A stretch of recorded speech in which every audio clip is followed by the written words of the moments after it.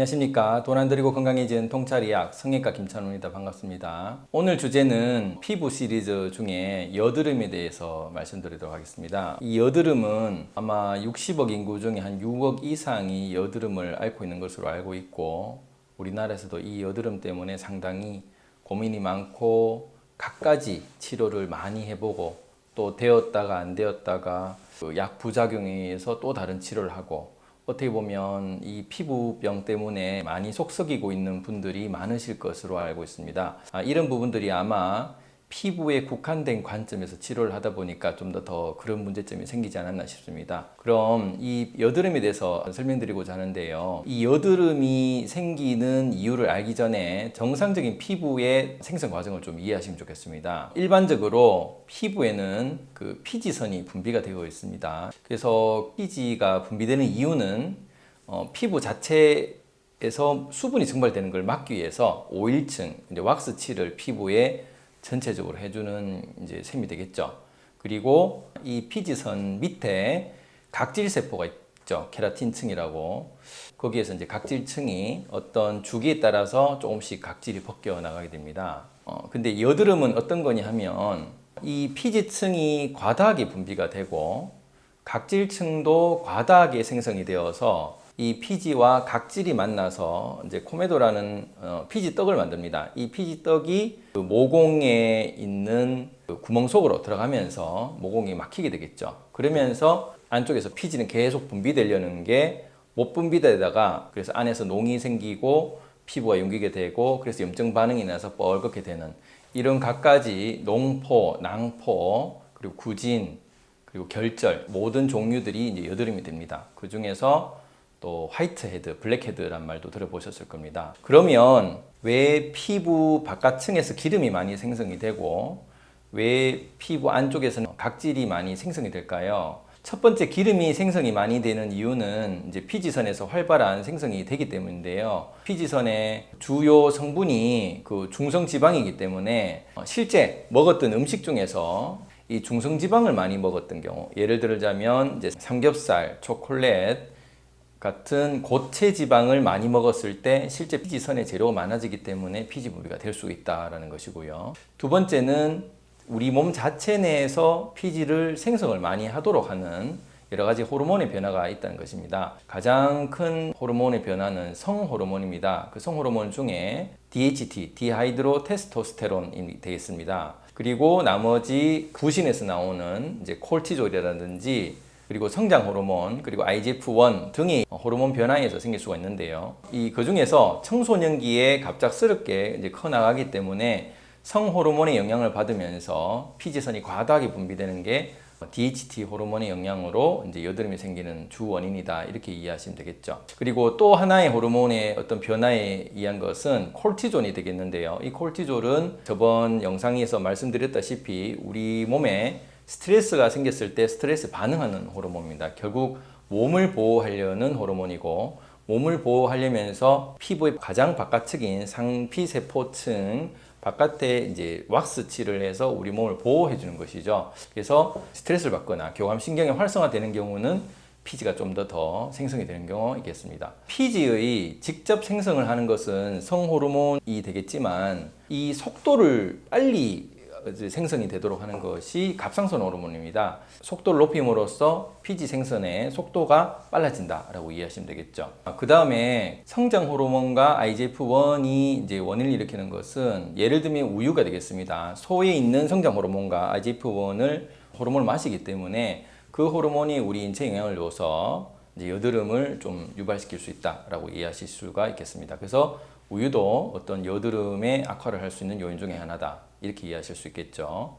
그 다음에는 각질세포가 많이 생성된다라는 것인데요. 각질이 생성이 많다는 것은 우리 몸의 피부에 수분이 적어져 있다는 뜻이 되겠습니다. 그러면 왜 우리 몸에 수분이 적어져 있을까요? 그것은 실제 먹는 물을 적게 먹을 수도 있고, 아니면 정수기 물이라든지 흡수가 덜 되는 물을 써서 물 자체가 흡수가 덜 될 수가 있고요. 물은 잘 마시는데 몸에서 계속 새어나가는 물들이 있습니다. 예를 들어서 어떤 거냐 하면은 림프 염증이 있을 경우에 그 영상에서 한번 림프 염증에 대해서 설명을 드렸었는데요. 코에서 림프 염증이 있다면 비염, 장에서는 설사, 여성분 같은 경우는 질에서 냉이 나온다. 이런 물을 방어 기전으로 우리가 써야 될 수가 있겠죠. 그러면은 쓸데없이 물이 새어나가는 게 됩니다. 그러면 우리 몸에서는 수분이 적어질 수밖에 없고, 그러면은 각질세포가 많을 수밖에 없죠. 그리고 거기서 수분의 증발을 막기 위해서 피지를 과다 분비하게 되는 그런 일들이 생길 수가 있습니다. 이 림프 오염은 저번 영상에서 말씀드렸다시피 그 주 원인은 가공탄수화물이 되겠습니다. 가공탄수화물은 포도당과 식품 첨가제로 이루어져 있죠. 포도당은 혈액을 타고 들어가서 혈당을 올리고, 그럼 혈당을 낮추기 위해서 췌장에서 인슐린이 분비가 되고, 또 부신에서는 콜티졸 호르몬이 분비가 되겠습니다. 그래서 이 콜티졸 호르몬이 분비되면서 피지 생성이 같이 될 수가 있는 것이죠. 두 번째는 식품 첨가제는 림프를 타고 들어가는데요. 림프가 그 하수구라고 말씀드렸기 때문에 하수구에 찌꺼기가 많이 차게 됩니다. 그러면은 우리 몸에서는 방어 기전으로 물을 많이 내게 되거든요. 그러면은 우리 몸에서 수분이 부족한 현상이 생기면서 각질세포가 생성이 되고 여드름의 원인이 될 수 있다. 이렇게 이해하실 수 있겠죠. 세 번째는 실제 물이 바깥으로 우리 몸에서 내는 행위입니다. 이제 결국 땀이 되겠는데요. 땀을 많이 흘리게 되면 실제적으로 몸에서 수분이 적어지는 현상이 생기고요. 그리고 땀 안에 물도 있지만은 림프 오염의 찌꺼기가 있기 때문에 이게 샤워를 하지 않고 계속 놔두면 땀띠가 생길 수 있겠죠. 이런 부분들도 피부에 이제 작은 염증을 일으켜서 여드름을 좀 더 악화시킬 수 있는 원인이 될 수 있다는 겁니다. 그래서 종합적으로 말씀드리면 피부는 기름이 많아지고 각질세포가 많아지게 돼서 생기는 것인데, 결국은 바깥에 기름은 많고 안에 수분은 적어지는 상황이다. 그래서 이거를 피부를 속건성, 겉지성이라고 이렇게 표현을 하고 복합성 피부라고 이렇게 얘기를 합니다. 그리고 초반에는 지성 피부로 되어 있다가 나중에 돼서 건성 피부로 넘어가는 경우가 있는데요. 이거는 왜 그러냐면은 처음에 지성 피부가 됐었던 것은 부신에서 과기능으로 형성이 됐다가 나중에 부신이 계속 필요해지면서 콜티졸 호르몬을 적게 내고 DHA라는 성호르몬을 적게 내게 되면 그 호르몬의 생성이 적어지다 보니까 피지의 양이 적어집니다. 그러면은 지성에서 이제 건성으로 바뀌었다는 거죠. 그러면 내가 한 20년 동안 지성이었는데 최근에 갑자기 건성으로 바뀌었다. 이걸 좋아할 것이 아니라 내 몸에 그만큼 에너지를 많이 써서 부신이 약해졌다. 이렇게 또 이해하실 수가 있겠죠. 그러면 왜 모든 사람이 여드름이 다 생기는 게 아니라 특정 군에서만 여드름이 생기는 것일까요? 우리 몸 자체에 수분이 적고 그래서 각질세포가 많이 생성되고 그래서 이걸 덮으려고 피지 생성이 과생성되는, 이것만 가지고 여드름이 생성된다기보다는 이게 전체적으로 속도가 많이 빨라졌다는 겁니다. 피지 선에서 셀 사이클이 많이 빨라지다 보니까 결국 피지의 분비량이 우리 몸에서 청소를 못할 정도로 되다 보니까 이게 각질세포와 피지가 만나서 모공을 맞게 된다는 것이죠. 그러면 이 세포의 대사를 빨리 하는 게 갑상선 호르몬이라는 것입니다. 그래서 갑상선 호르몬이 결국은 조금 과기능, 정상인에서도 조금 기능을 과하게 한다든지 실제 갑상선 항진증이 있어서 우리 몸의 대사 과정을 빨리 할 때 각질세포도 빨리빨리 나오고 피지층도 많이 과다 분비되다 보니까 몸에서 청소가 안 돼서 결국 여드름이 생긴다. 게다가 세안을 좀 게을리한다. 이러면 그 피지가 더 많이 분비가 되겠죠. 그러면 이 갑상선이 왜 항진이 여드름 환자한테 생겼을까요? 이 갑상선이 항진된 원인은 결국은 심리의 불안으로 해석을 하실 수가 있습니다. 심리의 불안이란 것은 세 가지가 있는데요. 인식 심리와 기억 심리, 표현 심리가 있습니다. 그 영상에서 한번 확인을 해 보시고요.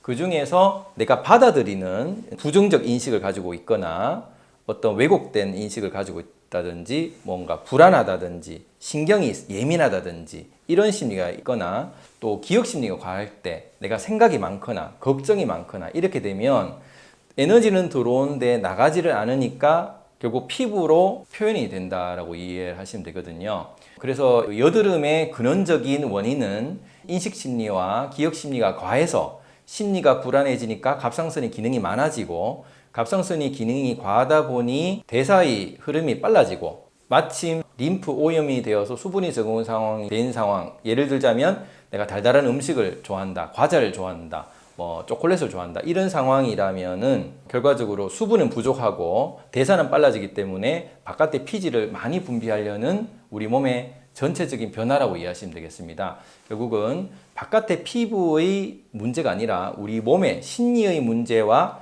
안에 내부적인 문제가 바깥으로 표출된 거다라고 이해하시면 되겠죠. 그러면 이 여드름을 이해하셨다면 어떻게 치료를 해야 될까요? 대부분 피부과 전문의 선생님께서나 피부를 하시는 선생님들의 여러 가지 치료법이 있는데 대부분이 증상 치료가 많습니다. 예를 들어서 피부과에서 쓰는 레티노이드계 제품은 피부 상피세포의 속도를 정상화시키는 쪽으로 기전을 삼고 있기 때문에 안에서는 속도를 빨리 하려고 하는데 레티노이드를 바름으로써 바깥에서만 생성을 정상적으로 하는 거죠. 그래서 피부가 예민해질 수가 있다는 겁니다. 그래서 햇빛 알레르기에 어떤 부작용이 생길 수 있는 부분이 있고요. 그리고 벤조일 프록사이드 제품은 여드름균을 사멸을 시키는 겁니다. 그런데 그거는 무좀균과 같이 이 환경을 만들어 주니까 그 균이 병균화가 된 거지 원래 피부 자체에 상재가 되어 있는 균들이거든요. 그러다 보니까 피부가 약해지고 오히려 피부가 또 예민해지는 부작용이 생길 수 있다. 그래서 이런 여러 가지가 피부에 연고를 바른 것이 그 증상은 당시 좋아질지 모르지만 전체적 내부를 좋게 만드는 건 아니다. 그럼 어떻게 우리가 여드름 치료를 접근해야 될까요?